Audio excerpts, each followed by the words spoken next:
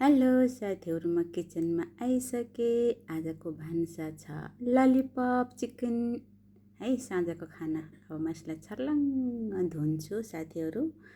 मरमसला लगाउनु पऱ्यो नि त। अब धोएर पनि भ्याइसकेँ। अब यसलाई म सटक्क मसलाहरू लगाउँछु है। ल हेर्नु त कस्तो मजाले लगाएँ कि मसला। ल हेर्नु साथीहरू, अब यसलाई म छोपेर 1 घन्टाको लागि राखिदिन्छु। म छोपिसकेँ, अब यसलाई राखिदिन्छु। मेरो यहाँ अब ताई पनि गरम भयो। अब यसलाई म चिप्स फ्राई गर्दैछु है। त्यतिन्जेल फेरि बच्चाहरू पनि आए किचनमा हल्का रमाउँदै। ल हेर्नु त बच्चाहरूसित के गर्नु है, यिनीहरूलाई पनि खेलाउनै पऱ्यो, खाना पनि बनाउनै पऱ्यो। नबनाए फेरि खाना पाइएन।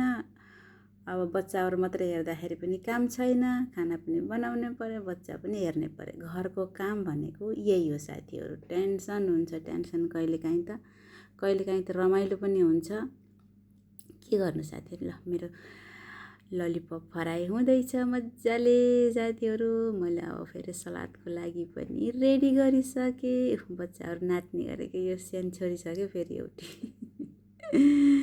लुक्कै ल्याउँछिन्। ल मैले त्यसको लागि साथीहरू मैले सोस पनि बनाइसकेँ। अब रेडी गर्छु मैले ललिपप। अब चिप्स राखेँ तल, माथिबाट ललिपप, बिचमा यसो हल्का टराई गरेको के साथीहरू होइन। मासु मासु मासु मात्रै हो कि खाना, के गर्नु।